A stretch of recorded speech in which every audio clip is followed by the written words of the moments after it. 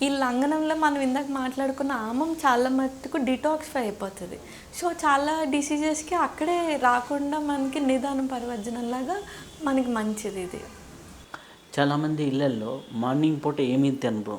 మధ్యాహ్నం వరకు ఇంట్లో వండి పెడుతూ ఉంటారు. ఉన్నట్టుండి లో బీపీలు అవుతుంటారు. అలా తినకుండా ఉండటం కరెక్టా? లేకపోతే ఏదన్నా తీసుకోవడం కరెక్టా? అనేది అప్పుడు కూడా లంఘనమే జరుగుతుంది కదా! లంఘనం అంటే కొంతవరకు ఓకేనండి. ఇప్పుడు వాళ్ళ బాడీ ఇప్పుడు పొలంలో పనిచేసే వాళ్ళు, ఇక్కడ ఒక సాఫ్ట్‌వేర్ ఎంప్లాయ్‌ని పక్కన పెడదాం. వీడు పొద్దునంతా మన శరీరాన్ని బాగా కష్టపెడతాడు. వీడు క్యాలరీస్ ఎక్కువ కష్టపడతాయి. ఇక్కడ సాఫ్ట్‌వేర్ కూర్చొని చేస్తారు. వీళ్ళకి ఏం వర్కౌట్ ఉండదు. సో, ఇద్దరికి ఒకటే ఫుడ్ పెడతామంటే కరెక్ట్ కాదు. వీడికి ఒకలా ఆకలేస్తది, వీడికి ఒకలా ఆకలేస్తది.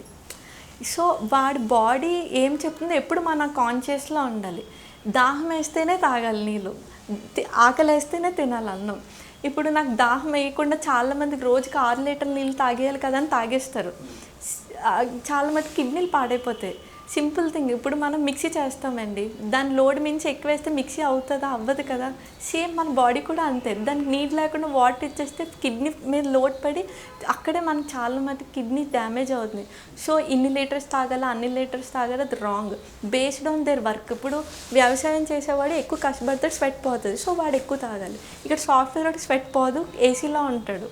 సో, వాడికి బాడీ నీడ్ అడుగుతది నాకు దాహం వేస్తుందని. అప్పుడు తాగకుండా ఉండకూడదు. సో, అలా ఆహారం కూడా అంతే.